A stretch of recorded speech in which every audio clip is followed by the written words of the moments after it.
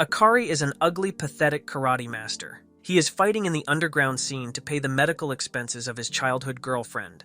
However, it's easier said than done, as his opponent is a freaking bear, proving once again that your little fella will put you in various unwanted situations just for a little bit of love. That said, the man screams the name of his beloved and climbs the cage to make a point. The point being the power of horny can conquer all, so he easily wins. Of course not. The bear destroys him and then goes down on the poor guy, sending him to hallucination land to a time he made a promise to his girlfriend, or rather best friend, as the poor guy was friend-zoned, unable to say, "I love you." This beta memory ignited a fire in Akari and brought him back to his feet like a demon. He stabbed the bear, swept it on the ground, and curb-stomped it to oblivion. After winning the match, the karate master went backstage to collect his money, only to find that they had none to give. And to make matters worse, his friend got sold for two people in suits.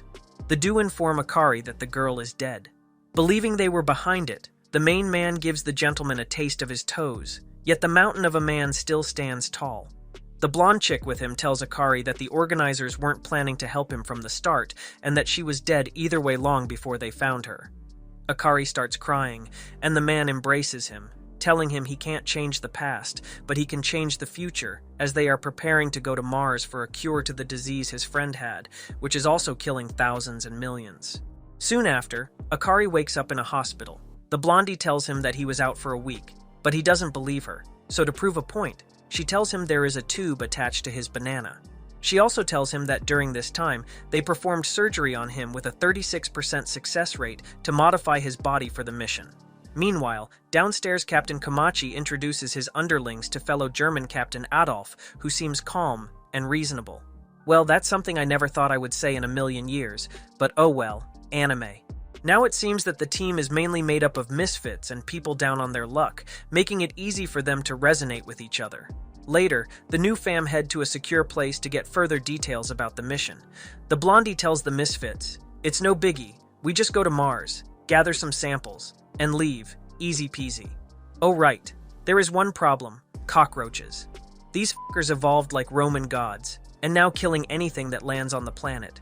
The virus infecting humans with a 100% death rate is called Alien Engine, and due to it not having any strands on Earth, deconstructing and creating a vaccine is not an option, hence why they need to head to Mars and get it right from the source to examine it. And so here we are on Annex 1 heading to Mars.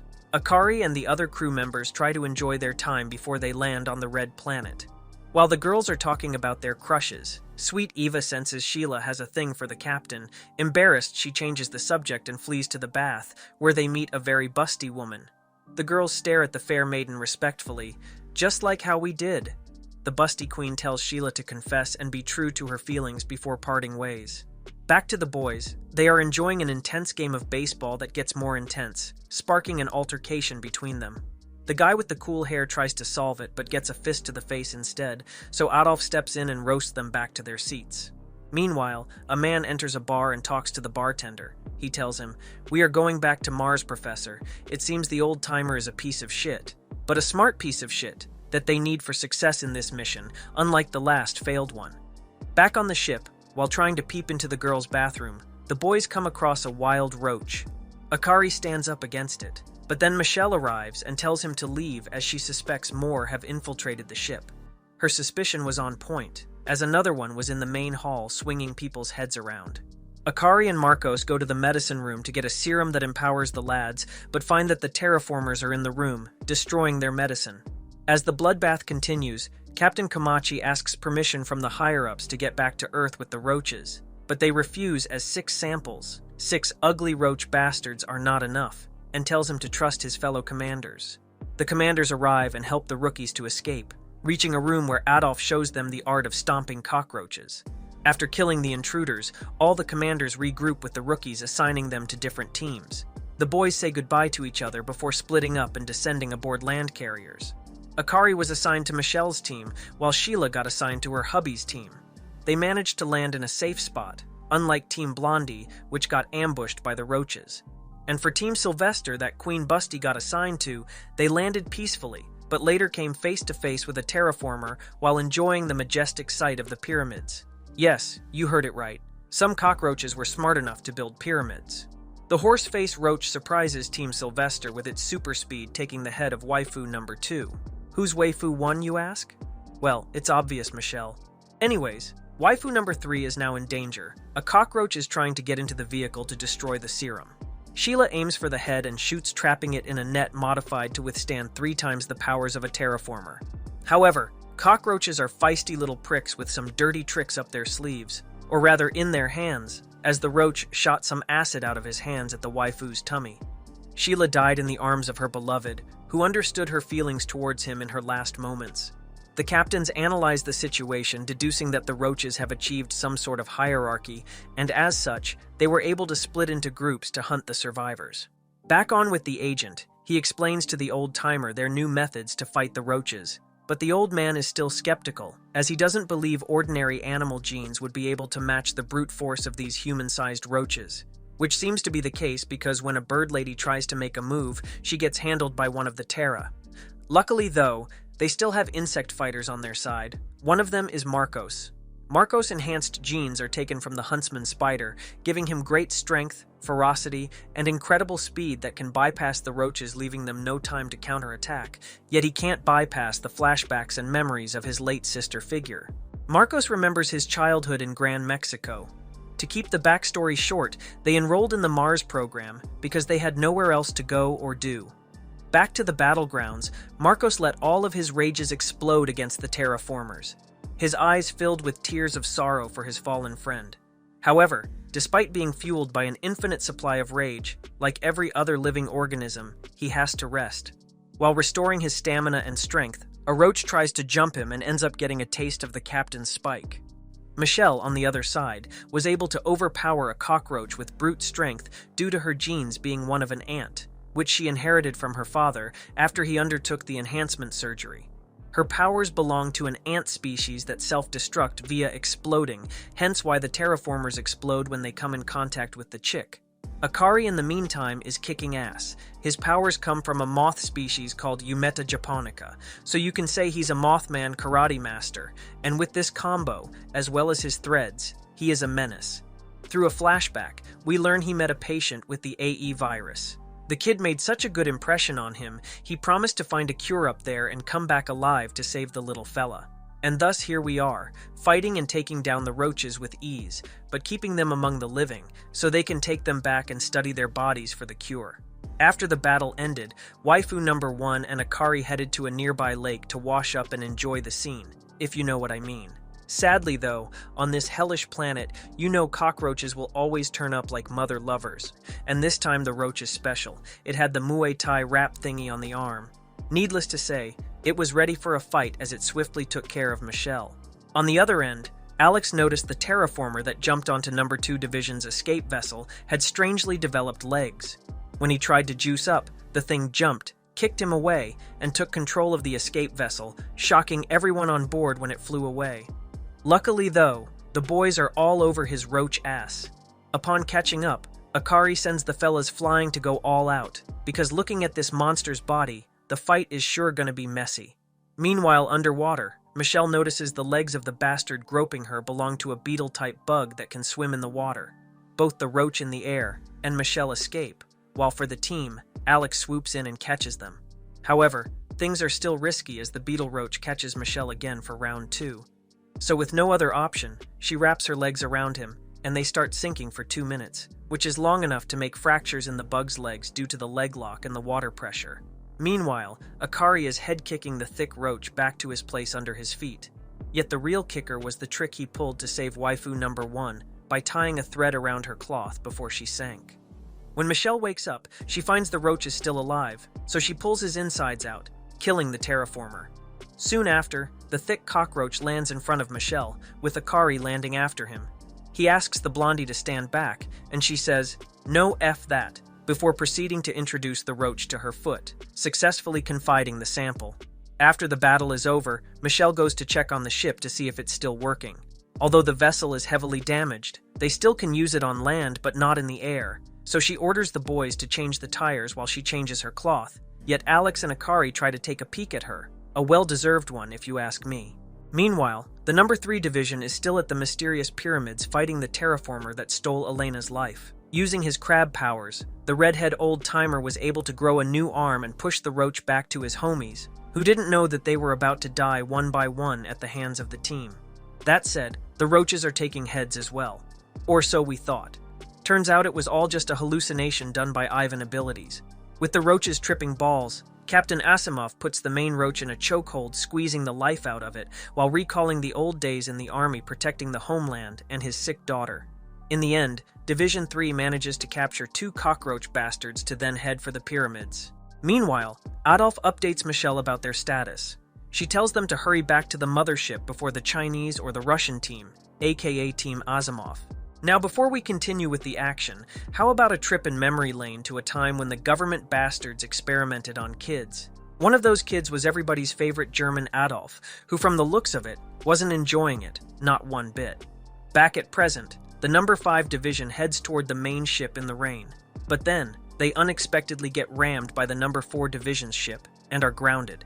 While getting ready to face the horde of terraformers outside, Adolf takes a hit of some questionable white powder that juices him up out of his mind. The dude was sliding between them roaches, stabbing them one by one, and finally electrocuting them all. And although it was badass, it was also kinda depressing seeing his messed up face. He remembers his sad past, undergoing the MO operation, and then one day, someone changed his life forever. He met a chick that didn't mind his face looking like it came straight out of DC Comics. Through her, Adolf was able to make friends and has his first taste of what a date is like. During the date, he was able to rizz her up to become his wife. Sadly though, turns out she belongs to the streets. After Adolf caught her cheating, she begged for his forgiveness, and so time went on, and she had a baby, but as you guessed it, the baby wasn't his. Needless to say, Adolf was crushed, yet he told her, "I love you," and here we are, on Mars with a broken Adolf wishing death, while exercising all his anger on the insects. Meanwhile, Isabel juiced up to take on a big muscly terraformer with her strong cricket legs, which enables her to move and jump very high. Yet jumping isn't that impressive when facing an absolute unit that was able to evaporate her upper half in an instant. Adolf, remembering his slutty wife, takes his pent-up anger and aims it at all the terraformers in the form of electricity. Soon after, the terraformer's boss appears on top of a hill with another big beefy roach holding a flag. They seem to communicate between themselves, stopping the random attacks. Suddenly, the tables turn as the terraformers attack in a calculated fashion, and Adolf falls. The boss with the lazy eye orders his lackeys to continue the attacks, but this time the boys come in a clutch, saving their captain last second at the price of their own lives, as the terraformers are not only attacking in an organized manner, but also using weapons against the team. With no one left able to fight, things seem too oblique, especially since the captain's heart stopped beating. But it wasn't enough to keep this German down as his soul still burned with anger and rage. Adolf stood back up like a champ, took his coke shot, started reciting the story of Moses, and went to work easily defeating all the bastards in front of him. Before coming face to face with the lazy eye roach throwing his knives at him, the boss bodyguard stopped him with his flag and went down to finish the job. However, little did they know when Germans start reciting biblical events, shit gonna go down, and in this case, it was lightning that came down on the bastard after Adolf flipped him the bird. The fierce lightning ripped through the terraformers as if it was an act of God. After giving it everything he has, Adolf collapses. Eva comes to his side. However, the safety felt from this victory was short. Boss music started to play in the background as one ripped terraformer went up on the hill and started stomping on his leader's chest, and thus the terraformer's boss got brought back to consciousness and ordered his units to continue the assault on the helpless group. The roaches open fire at a very tired Adolf that is being shielded by Eva. The German Hope gathered all his remaining power and used it to create a lighting shield. But the danger was not over yet, as the cockroaches threw their guns and resorted to throwing rocks at them. Adolf held waifu's number 3 tight to save her life on the expanse of his. Then the boss came down to take Adolf's body, but Eva stood up for her late captain. Yet what can a weak blondie do against mutated roaches? Nothing. When the roach is about to take the captain, an alarm peep kicks off, and all the terraformers scatter. Turns out, unbeknown to Adolf, the fellas that did the experimenting on his body put a bomb in him, not as a protection against the terraformers, but as an insurance policy that if he dies, other organizations don't steal the tech within his body. The group ends up going out together with a smile on their face.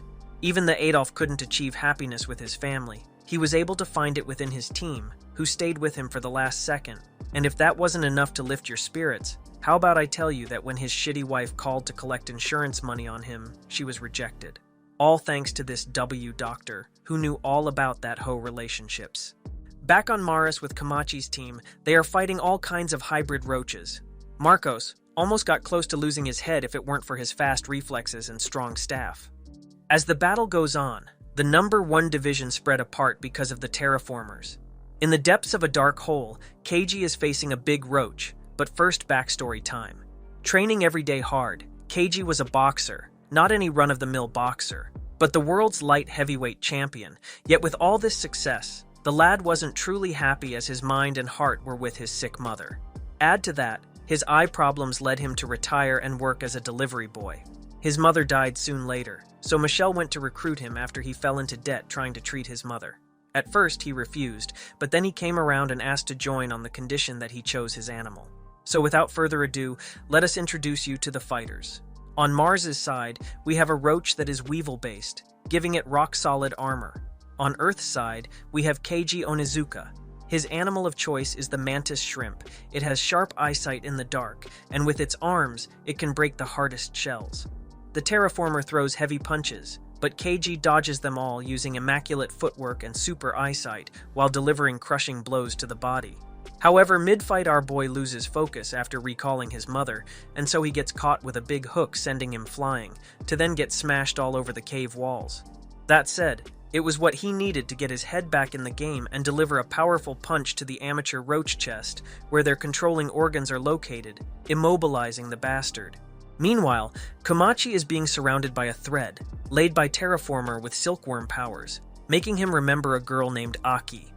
The captain, filled with regret because they had to leave her body behind on Mars after the roaches had killed her during the Bugs 2 mission, so he swears to get revenge. And revenge is what he gets by shooting the roach with spikes over and over and over, every time he remembers his beloved till the cockroach became a vegetable. Meanwhile, as the number 3 division is exploring the pyramids, they find it weird that terraformers haven't come to stop them. The captain theories that people named the Rahab build the pyramids. As they go deeper, they find a craft that was sent into space before the first Bug mission. Asimov explains that it was the first unmanned vessel launched 100 years ago, concluding that aside from the weapons and chemicals the Roaches stole from Bug's mission, they also have a very powerful weapon. Suddenly, a deafening sound that could be heard throughout Mars emerged. Yup, somehow the cockroaches were able to figure out and use nuclear weapons, and like the insects they are, they rose from under the ground and started attacking Division 2. Meanwhile, Division 3 came across maps of how the ships and other tech work.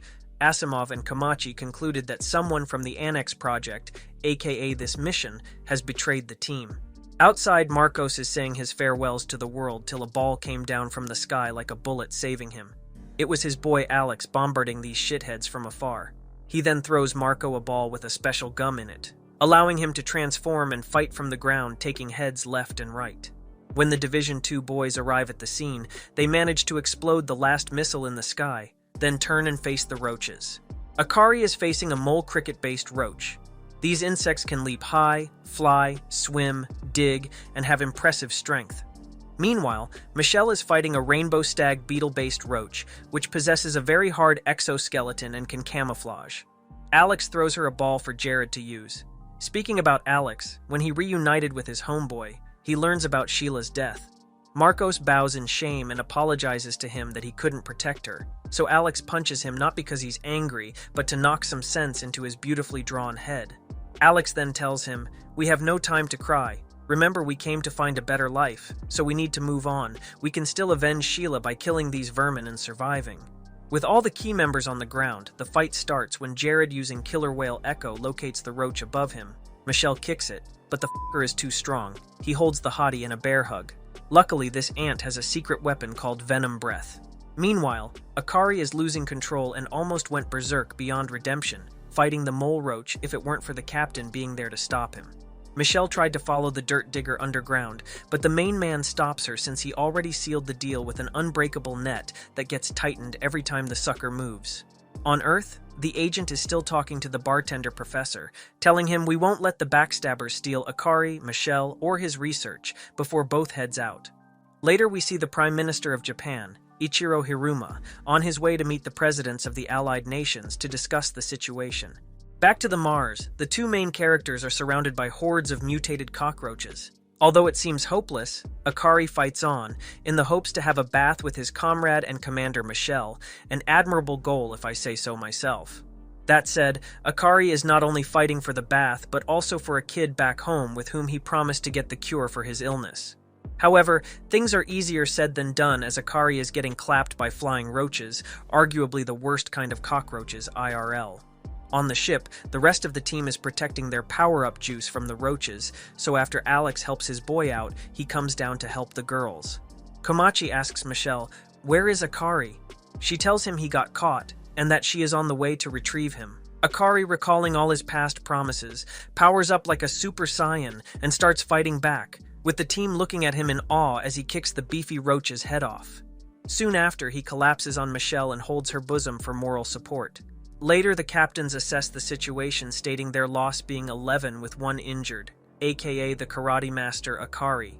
Furthermore, Komachi adds that their ship engine needs fixing and that they no longer can use the flying systems, meaning they will have to travel to the rendezvous point on land, which will take them about a week. Back on Earth, the politicians have a meeting to send help for the lads on Mars, but it do be shady as hell. One thing I learned in life is to never trust a politician, not even in anime. After the big battle, Michelle and Komachi stand for lookout as they are suspicious that the terraformers haven't attacked in 6 days. They recall the time when Komachi got picked as the main captain and how the other captains reacted, especially the Chinese captain, who holds the ranking 44, making him the weakest captain. On Earth, the leaders are discussing the possibility of having a traitor among them. China's leader puts his balls on the table and tells them we will be taking the wheels now and will be responsible for rescuing the survivors, revealing that they sent a ship to Mars armed with more tactical weapons. The other leaders catch on real fast that he is undermining the mission, and because they have the biggest armory ready, the other nations can't call him out on suspicion of sabotaging the Annex mission, or they might be risking a nuclear war. Meanwhile, war is going to start on the Red Planet, when Michelle tells Komachi, "We were able to meet you thanks to an SOS message." Komachi gets shocked since they didn't send a message.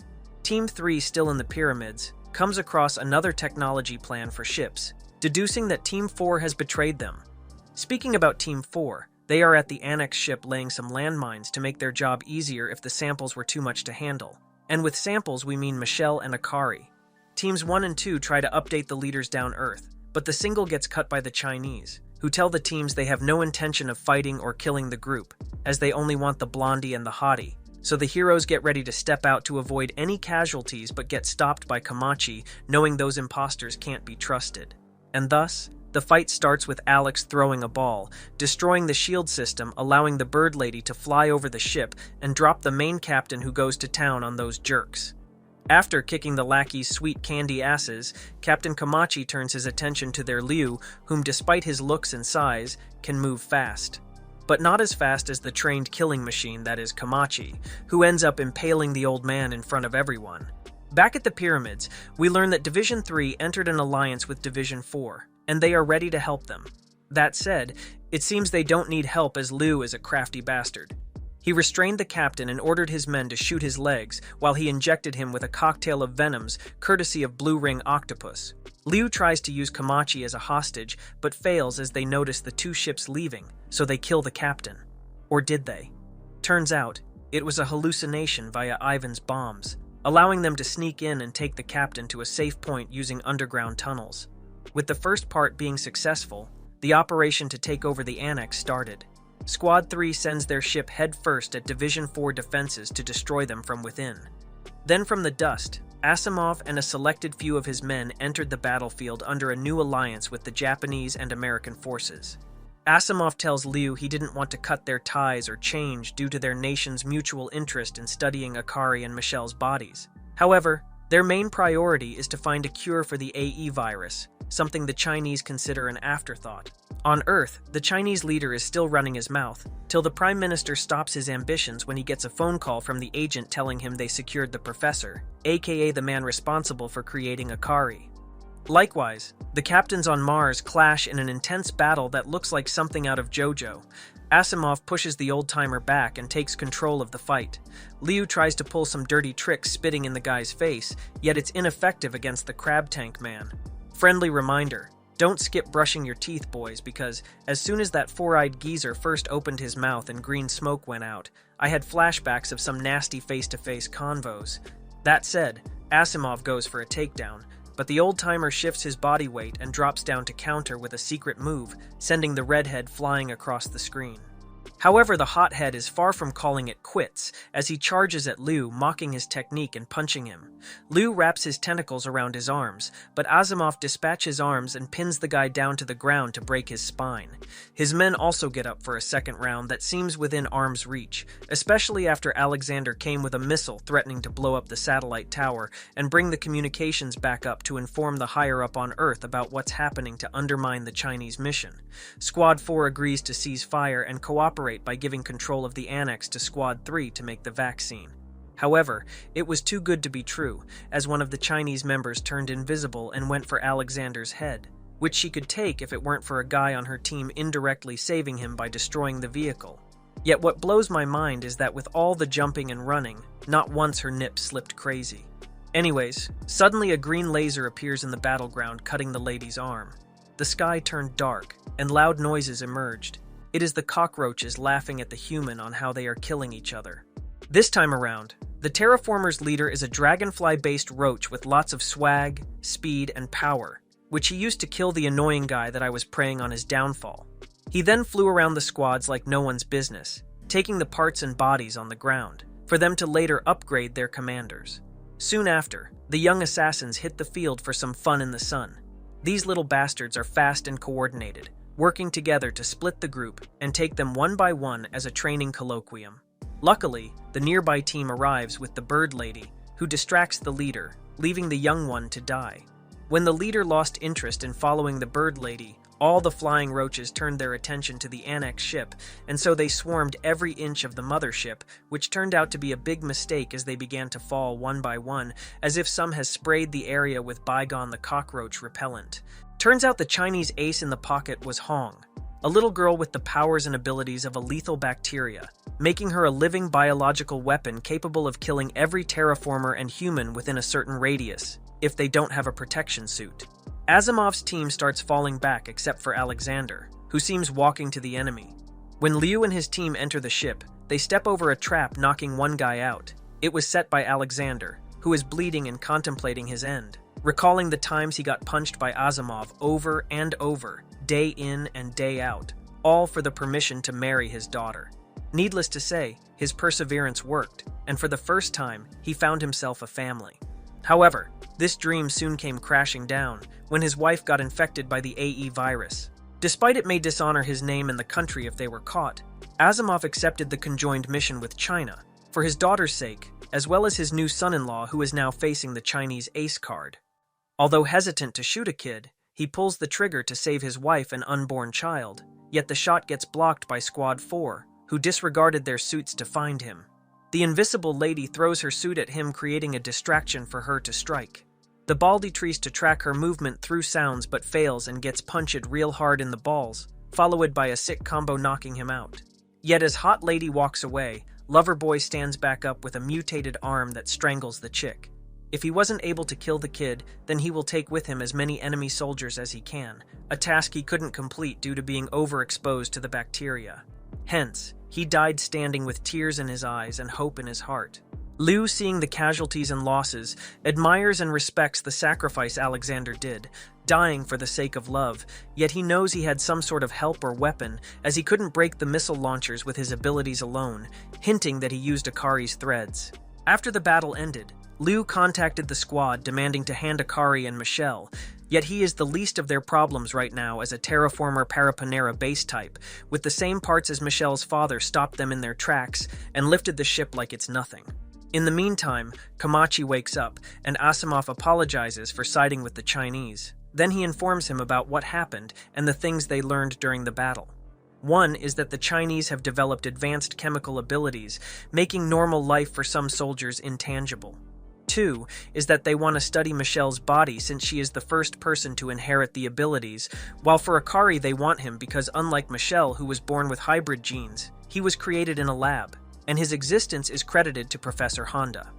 Thus, acquiring their bodies means creating a master race of soldiers, empowering any nation possessing it. And so Squad 4, under Komachi's command, prioritizes saving the main characters. Speaking about the blondie and the hottie, Akari wraps his threads all over the roach lifter to stop him from moving. Yet the threads seem not strong enough to hold him, so Michelle joins the fight, holds down the ship, talks some shit, and spins it to hold him even tighter. However, ants are the strongest of all the insects, so when she comes close for the last hit, the ant roach just flicks her forehead Itachi style, yeeting Michelle to another continent. Akari tries to keep the big boy restrained, but with the help of another roach, which can break down the threads using acid, the ant-based terraformer got set free. When the modified cockroaches gang on Akari, Michelle arrives for round 2, so the roaches decide to separate them for a 1 versus 1.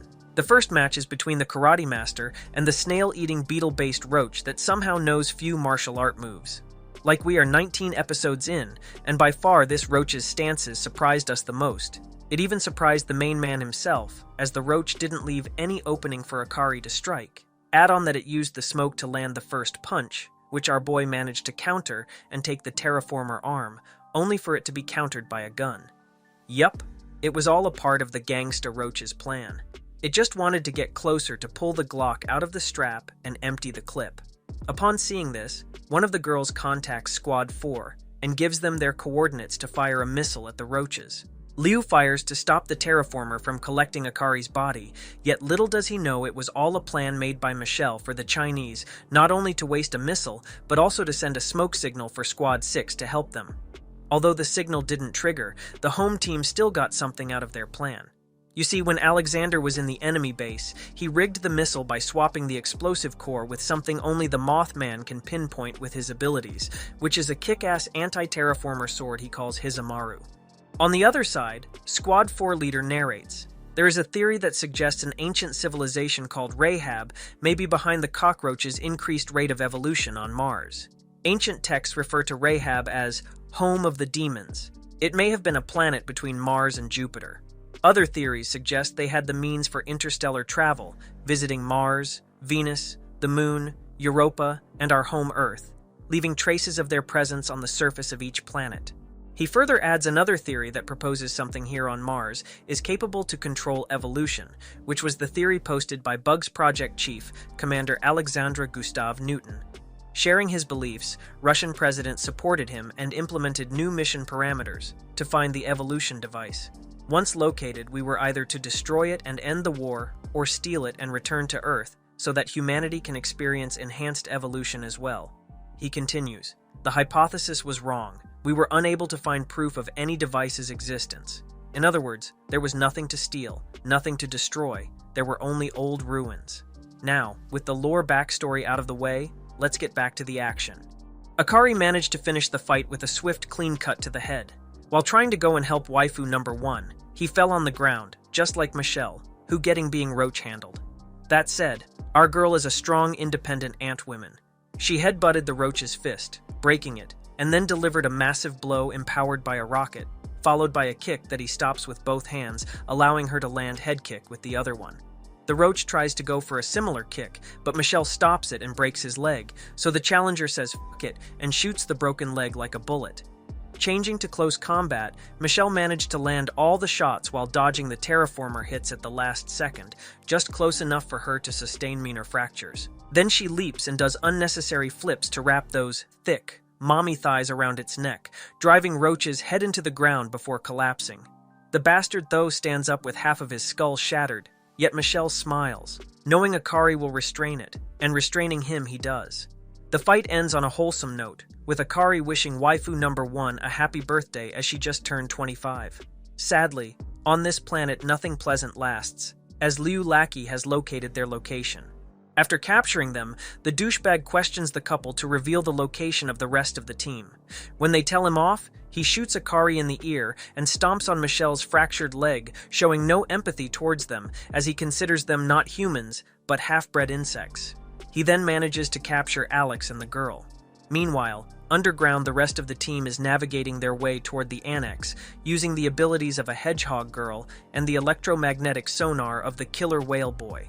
Back on the mainland, the terraformers have laid a trap for Vehicle 1 controlled by the douche, and with no other way, he gets out with sword in hand, cutting down Roaches left and right. However, realizing the numbers are too much of a hassle, he ejects everything in the ship as a decoy. Alex saves the girl from the fall without transforming since his serum is still on the ship. With the terraformers closing on them, the girl holds Alex, telling him, "Don't worry, Big Sis will take care of you." She transforms into her skunk form and stops the rushing hordes with the smell. However, they got stopped inches away from the motor vehicle by a sniper shot from a water hand cannon from miles away. The douche also gets shot in the arm, but to the main character's surprise, he doesn't show any sign of pain or humanity as the two lovebirds gonna get bonked. Luckily, the rank 1 officer, Joseph, finally arrives at the perfect time and saves them. He hands the girl a serum for Alex, as it might help him heal before he starts flexing his muscles in combat, cutting through enemy lines like butter without transforming. You see, this war machine was featured on TV under the nickname Speedy Joe, a popular 17-year-old high school senior who earned a gold medal in the decathlon. It was a competition known as the King of the Athletes. Afterward, he attended an Air Force Command Academy, graduating with record-high grades. With his master's degree in biology and aerospace engineering in hand, he became an Air Force officer. All these talents can be credited to being a member of the Newton clan, which is famous for its selective breeding practices that extend for 600 years. In other words, what you see here is the peak of the human condition, and the lad sure knows that from the way he poses under the moon after finishing the Roaches. Now facing the douche, Joe crosses swords with him while terraformers jump on them from every angle, but brute strength isn't the way, and Joe realizes it, so he disbanded his sword and took a knee while the sniper cockroach shot the douche.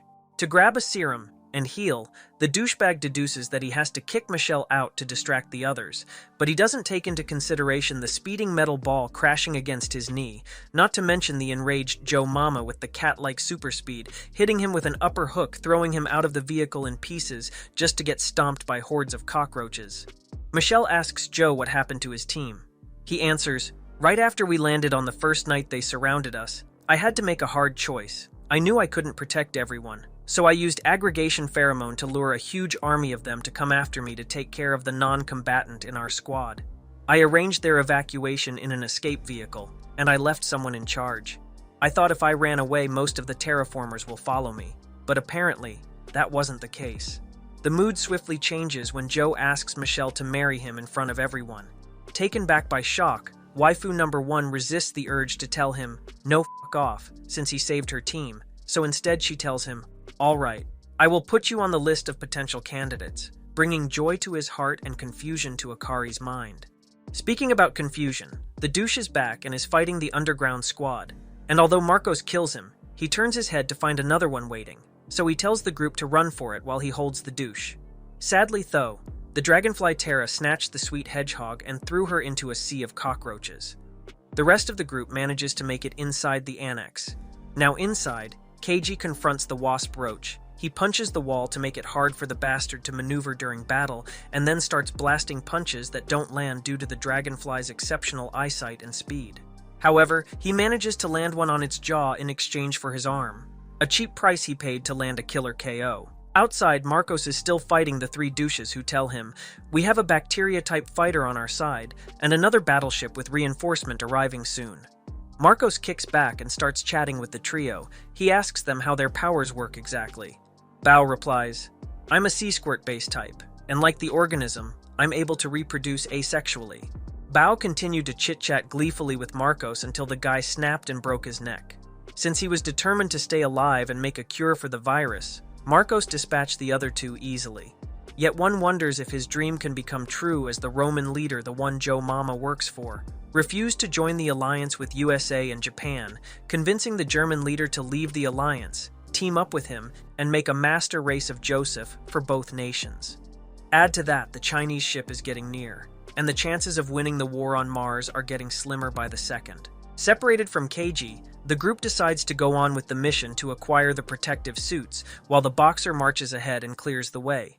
Meanwhile, on another floor, Sweet Hong is not excited to kill Squad 1 and 2, so Bao slaps her and tells her, "Either man up, or we gonna die," further manipulating her by recalling her brother and mother on Earth.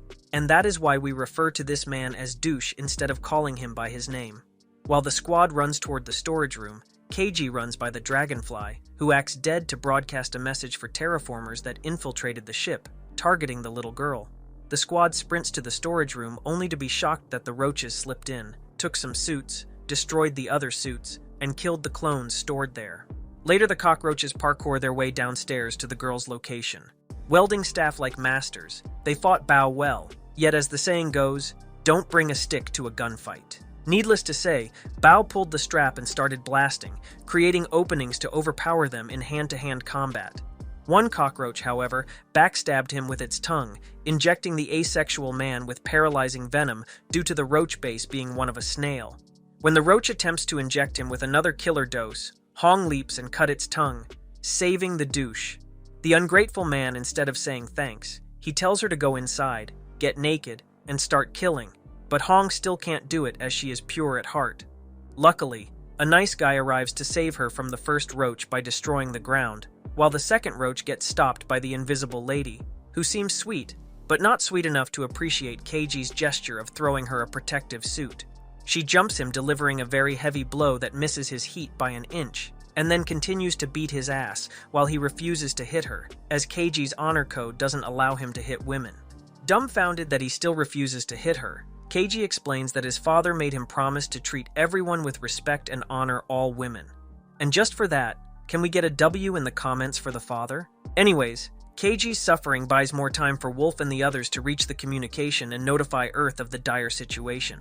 Joe decides to go and find Liu to stop him, since once he knows the fella's position, he will fire on sight. Thus, he bids his beloved farewell after staring his rival Akari down. With 6 minutes left before passing out from the bacteria, Wolf and the boys are feeling the pressure, but with the support of his team, Wolf continues hacking while a terraformer approaches them. The bastard punches a monitor, alarming the lady outside. They run into the room to find themselves in a three-way standoff. If one attacks, the other two are guaranteed to attack whichever side, so KG chooses to destroy the ground despite the hackers not finishing to avoid any team casualties. The lady assesses the situation and decides to team up with KG to kill the roach bastard, resulting in a very wholesome scene. The honey badger base roach makes the first move. KG throws a punch, which he slips past it, flipping in the air. The lady uses the momentum from the flip to deliver a headshot.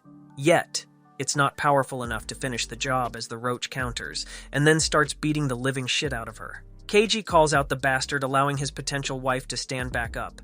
She disregards her suit to go commando, so that they can land destructive blows from both ends, destroying the insides of the terraformer before collapsing from the bacteria exposure. Despair weighs heavily on the crew as chances of rescue are dashed, but a voice from above reignites their hope. Emilia now holds the burden of completing the mission alone, determined that the efforts won't be in vain. Meanwhile, Akari and Michelle are fighting hordes of cockroaches, and although the numbers are too much, Michelle reminds Akari of his promise. And so they fight on, just like Emmy, who concentrated most of her functions on what is in hand, to push just a little further, just like how her crush KG taught her. With tears in her eyes, Emilia digs a little bit more before she coughs blood and passes out for a second to restore her lungs so she can call for help. That said, all she could say was, "Help us, Squad 4. Sadly, this message wasn't enough to take action against China, but it was enough to detect 2 other ships aside from the Chinese one approaching Mars.